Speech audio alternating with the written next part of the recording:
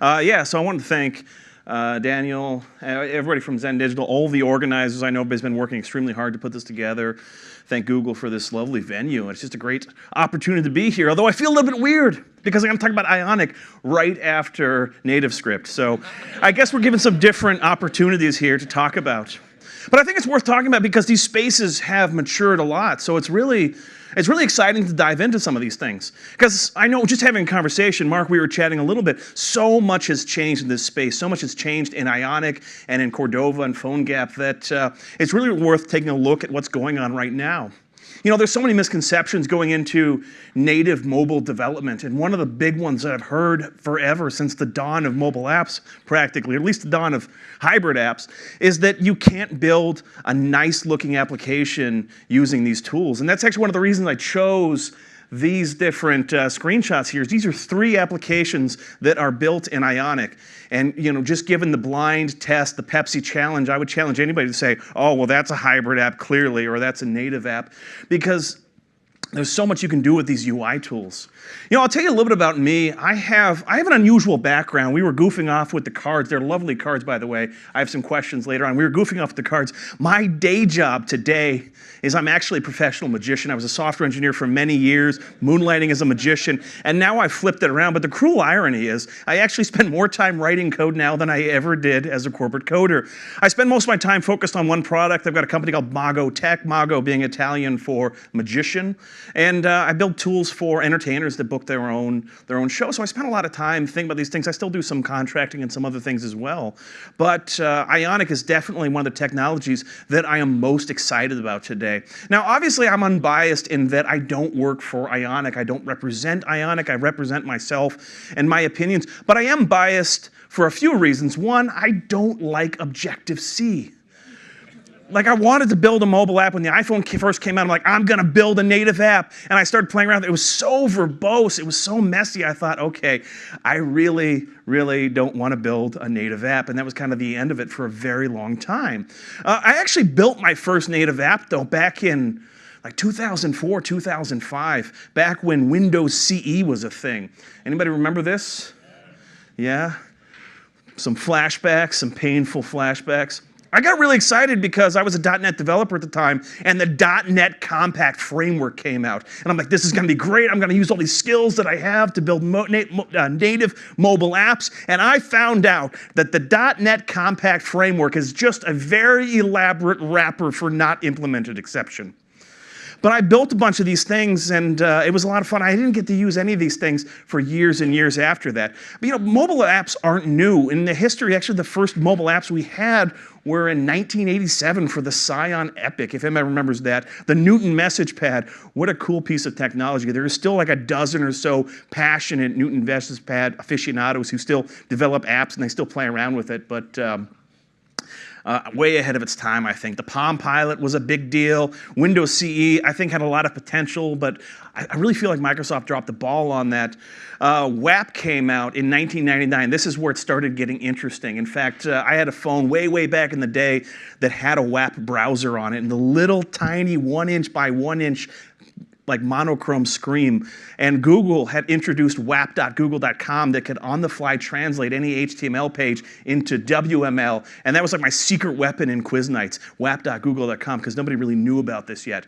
It didn't get interesting, though, until the iPhone came out. And right on its heels, we had the App Store and the Android Store. This is where it got interesting. But I didn't want to do a lot of native development. It wasn't really until Cordova came out that there were these possibilities for building these hybrid apps. And then it wasn't until Ionic that I really started to get excited about the mobile apps. Now, obviously, all this old stuff, nobody really cares. And in fact, if you look at my timeline here, you'll notice that I forgot about BlackBerry, but most people do.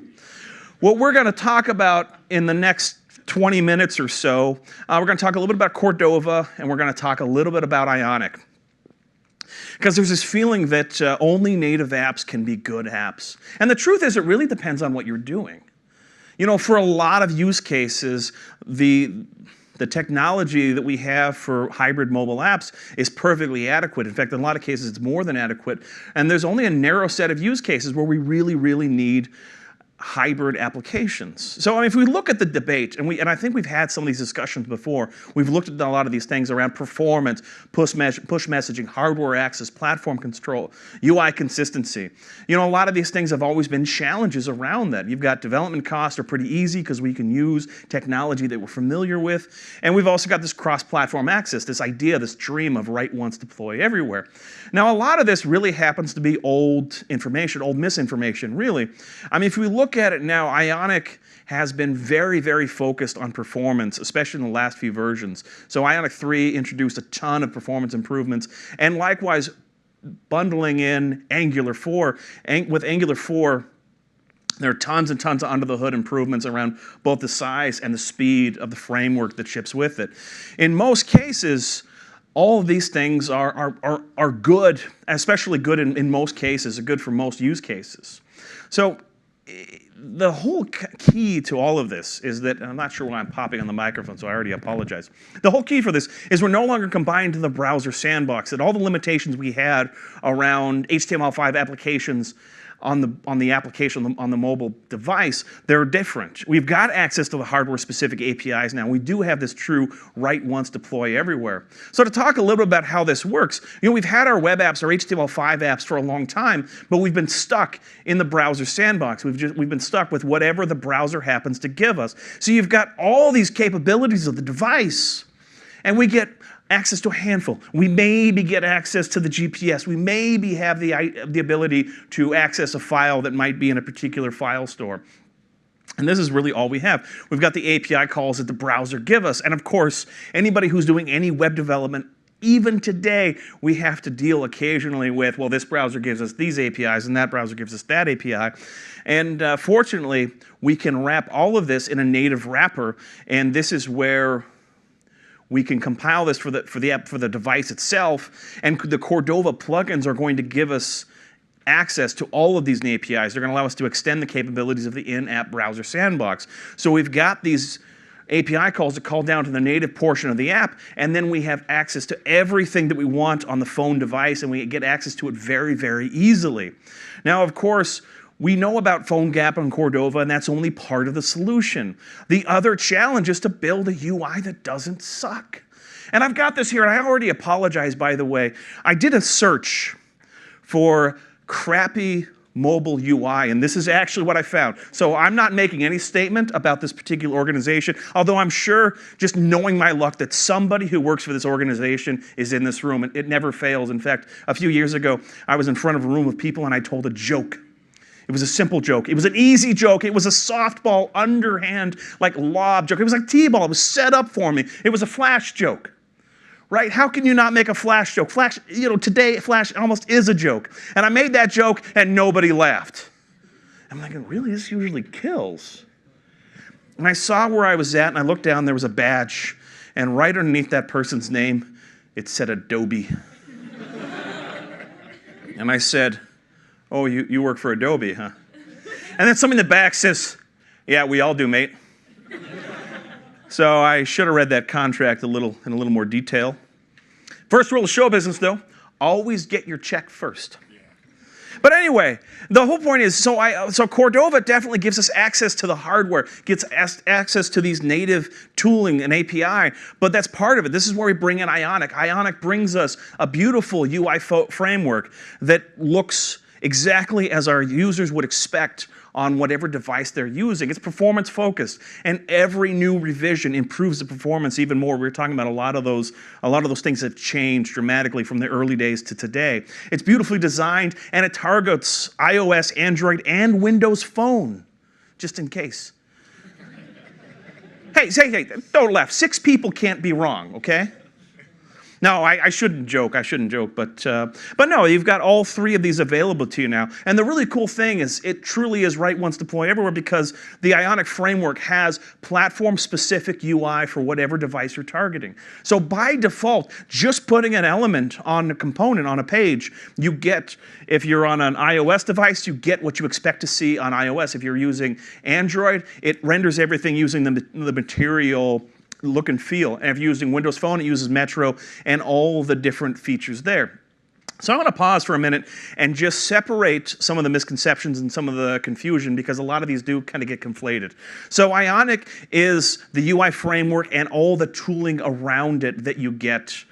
Cordova and PhoneGap are the tools that actually allow you to compile and wrap your HTML5 application as a native application on whatever device you're targeting. And Cordova and PhoneGap are kind of different sides of the same thing. Cordova is the open source equivalent to PhoneGap. So Cordova is to PhoneGap what CentOS is to Red Hat, essentially. But Ionic is so much more than a mobile framework, than a UI framework. You get so much tooling in there just to make your job easier. You've got Ionic Serve, Ionic View, Ionic Build, the whole Ionic CLI that allows you to do a lot of tedious things very easily.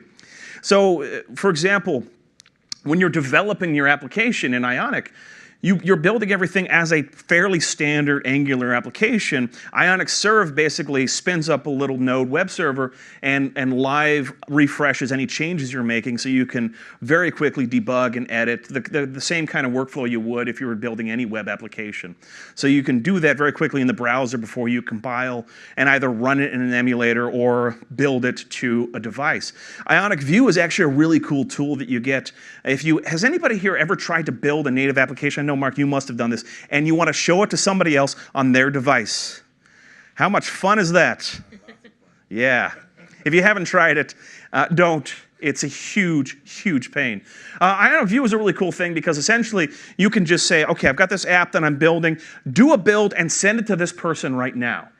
And they have the Ionic View app on their device, or they can download it, and essentially you can download the whole package into Ionic View as a container, and they can open it up on their device. They can play with it. They can give you feedback right there inside of the app, and you have this very tight process to do that. Ionic Build is a build platform. The Ionic CLI makes a lot of things easy. One of the other challenges, one of the other things I found very annoying building mobile apps is you've got to get the icons. If you want to just generating the icons, okay, we need a 64 by 64, we need 120, and you need all these different icons and all these different splash screens.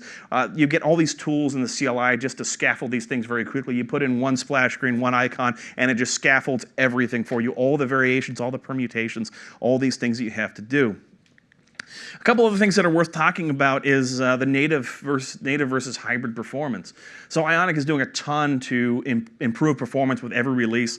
And for the most part, for the types of application that I build, definitely I've never had any kind of noticeable performance difference. And your mileage is going to vary, because depending on what you're doing, you might find that you really need native performance for this or for that, but for so many typical applications, you don't. Although I think that's going to be moot too in the coming years, looking at emerging standards like WebAssembly and just what's going on with JavaScript engines and all of these kind of lower level things that are happening. I do think we're going to see more and more in this space, and blurring the lines around the performance, WebGL, all of these things, we're going to blur these lines more and more. So it's definitely, right now, performance is pretty good, and it's only going to get better.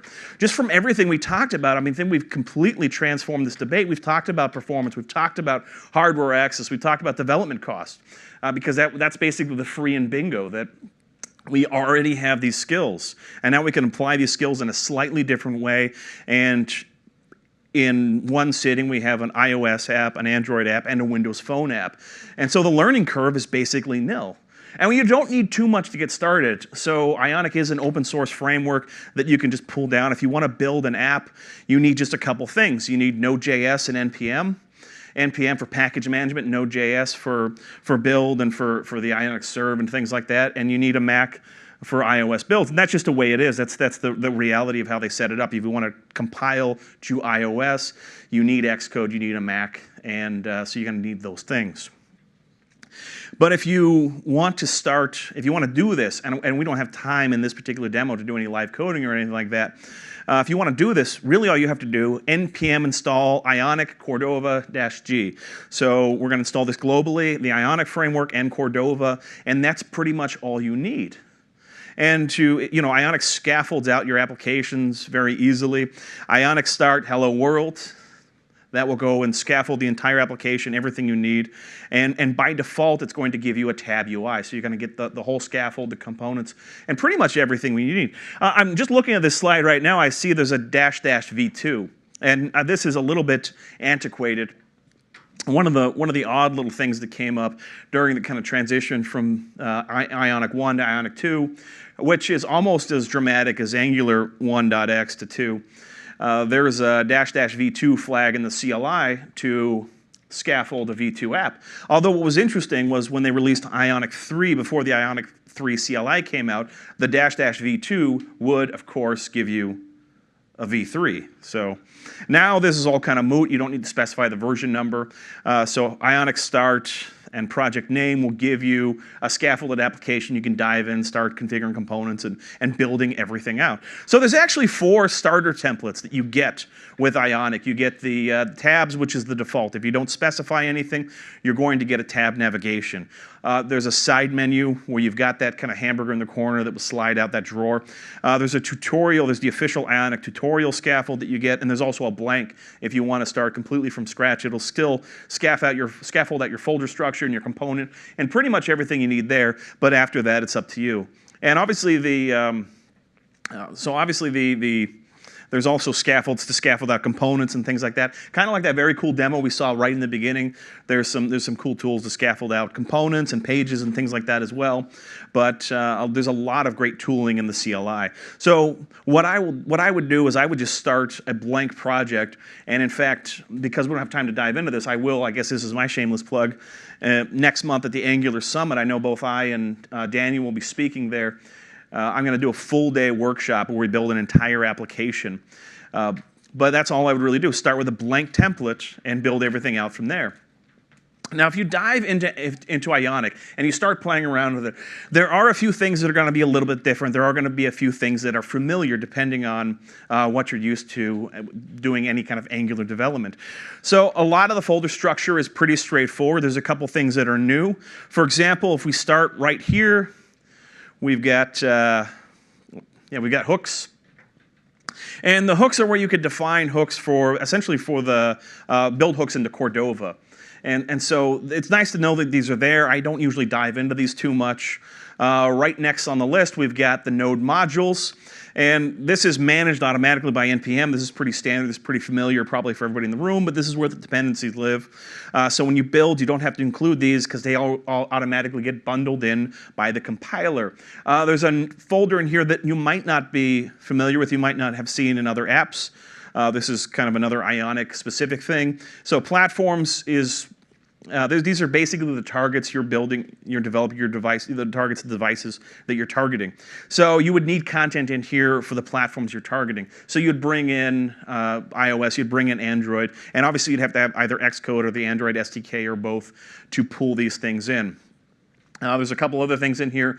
Plugins are where your Cordova plugins live. Cordova is basically kind of giving you the glue, the interface to talk to the native APIs. It's wrapping these native APIs and making these available to you. So Cordova is both the compiler and the container that you're running your app in. So the plugins allow you to access the native APIs. And this is another thing you don't manage directly. You would add plugins using the Ionic CLI. And I'm going to talk a little bit about Ionic Native at the end. A couple other things that are worth looking at. Resources. These are your splash images, your icons, etc. You can either define these globally or per platform. And I talked about some of these scaffolds that exist. There's some tricks to scaffold these out. There's a couple other things that will be familiar. Definitely your source folder. Your app is everything we need to start the app. Assets are going to be your static images, etc. Pages are where we store the pages in the Ionic 2 app. And pages are essentially components, and we'll talk about that just in a little bit. Theme is where your theming lives. So you get the kind of default theme that's going to be slightly different material for your Android targets and the iOS kind of defaults if you're targeting iOS. But you can customize those as well. You've got your index.html that pretty much kicks everything off. You've got your manifest. The other one here is your service worker.js, but that really applies more to progressive web apps, which is another thing that you can do with Ionic, but that's probably definitely out of scope for what we're talking about for now.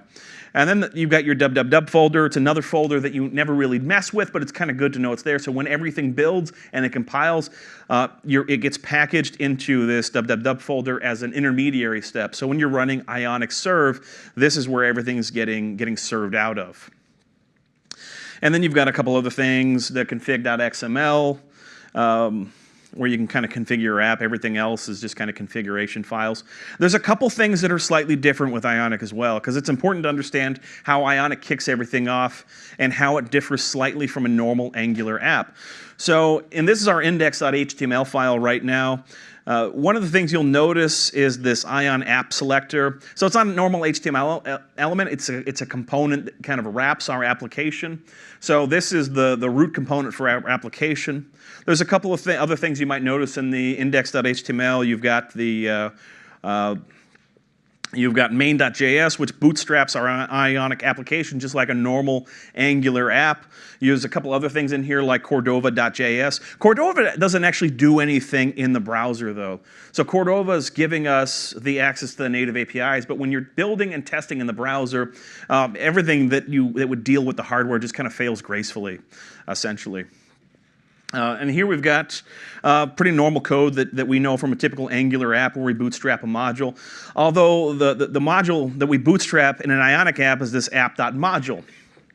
And if we dive into that, it's going to differ slightly from a typical Angular app.module. So you're probably familiar with the declarations, but there's an import section that might be a little bit new. So when we import the Ionic module, it executes this for-root method. So we're passing in our app. And if you look at the imports, we're implementing, in this case, my app from the main module. So my app, in this case, in the scaffold, is our app component. So Ionic module is basically a module that's provided by Ionic, which includes functionality that we need. So it's going to bring in forms, it's going to bring in the HTTP module. So we don't have to add these things in. It also does some other things as well. Like this for-root method will configure Ionic to wrap around our app. So this is needed to provide some of the features that Ionic will provide, like the Ionic components, Cordova. So we're bootstrapping our app component through this Ionic module, but it's also giving us extra functionality. And that's kind of the main thing. So we're not bootstrapping our app component as we would in a typical web app. Instead, we're bootstrapping Ionic. And we import Ionic app from Ionic Angular. And also, if you look at the bootstrap, you've also got these entry components, which might be unfamiliar to a lot of people in the room. Entry components is rarely used in a typical Angular app. So entry components allows you to force Angular to create some factories for components to be prepared to give you instances of those components. So in the declaration, you register your components to make Angular aware of them. And typically, we use components by placing a selector in your template or by using the Angular router. In Ionic 2, we don't use any of these in the pages. So you can still use normal Angular components and selectors, but Ionic doesn't use the Angular router. And we'll talk about that just in a little bit. The key takeaway, though, is you need to register some components and entry components, and you bootstrap the Ionic app instead of your own Ionic app component. But then that wraps your component inside the Ionic component plus a couple of other features. And if you look at the app component, the only other thing that stands out is some extra code in the constructor, like a platform ready then callback. And you can add any custom logic that we would run once everything is loaded. So in a normal Angular 2 app, we use components to build our app. And we have our root component and its template. And in that template, we have our HTML or components, or we'd use the router to render components depending on which route we're on. It doesn't work this way in Ionic. We still use components, but the component is not registered by placing a selector in the root component. The components register basically. That's one other misconception I think is worth talking about, this difference between kind of pages and components. In Ionic, all pages are components, but not all components are pages. So a page is a component that takes up the whole screen, but it's loaded through the Ionic Navigation framework. So a component can be a page, it could be just a part of a page. Like I said, all pages are components, but not all components are pages. The other thing that's really kind of important to understand diving into this is that the way that Ionic Navigation works is a little bit different. So instead of using the router, the way Ionic Navigation works is we have a stack of pages. And so all we do is if we want to navigate to a page, we push that page onto the stack, and if we want to go back, we pop that off. And Ionic gives us a lot of these things for free, like the back button that we expect to see in the mobile UI. So if we push something onto the stack, we have that back button available to us to pop that back off of there. It's very easy to create pages. The Ionic CLI, in fact, gives us some tools to easily scaffold out components. But the key thing is the pages are just regular Angular components. And there's some other things that are worth talking about. Ionic adds in its own page lifecycle events. And these extend the typical Angular page lifecycle things. So you still have things like ng on in it, but you have some of these Ionic-specific page lifecycle events as well. In the framework, you do get all of the typical kind of Ionic UI elements, and I would encourage you to check out the Ionic Framework documentation, that they've got live demos of all the different components that are available in the framework. And so you've got a rich set of tools and components in there. But there's a couple other things a couple other gotchas that Ionic has actually solved. One of them is the browser consistency problem. Anybody here remember back in the day when you had to write code again and again for different browsers? Yes, yes. Still angry about IE, right? Yes. I'm so glad that Microsoft put a bullet into IE, and I'm just waiting for the rest of the world to catch up with that. Because that's one of the challenges. You get these fragmented platforms. You get different people who are running different versions of Android, different people running different versions of iOS, although that's less of a problem. And that's where something like Crosswalk comes in. So Crosswalk actually embeds the Chromium engine into your distribution. So now you have a clear, cutting-edge, definite environment that this is going to be running in. So you know exactly how it's going to behave, and it's going to behave the same on every single platform that your application runs on. And we have just a couple minutes, so I want to talk about one or two quick things. One is Ionic Native, and one of the great things about Ionic Native basically gives you an Angular way to talk to the Cordova plugins.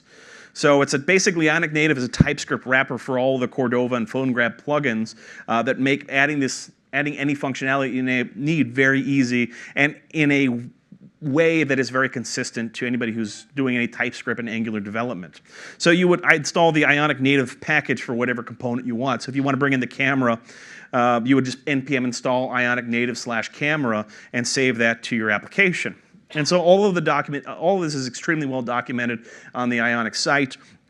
But what this does is it just gives us a very clear and consistent way to bring in and interact with all of these plugins. So you would just import camera from Ionic Native /camera, and you mention that provider, and then you can interact directly with it.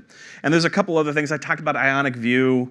There's so many cool tools I found in the Ionic ecosystem that just really make this a complete tool set for a developer. The Ionic Cloud makes it easy to use their platform to bring in push notifications, authentication. They have a build server as well. And I think one of the reasons this is all important to keep exploring is I honestly believe that the future of app development is in this space. I think it's really interesting that all the demos we saw today were done in Visual Studio Code. Visual Studio Code is written in JavaScript and HTML5. Visual Studio Code is a hybrid native app essentially for the desktop using Electron. And Electron is basically kind of the desktop equivalent of Cordova. And so we have these technologies that are emerging that are making these technologies that are making JavaScript development faster and faster and more complete, more robust. And I honestly believe we're going to see more of this, because I think ultimately the cross-platform development problem has been something we've been dealing with for a long time. Anybody actually ever do any Swing development? A couple people, yeah. And whenever you built anything in Swing, yes, it ran on multiple. You had this cross-platform UI, but you were always entering into the uncanny valley of UI design.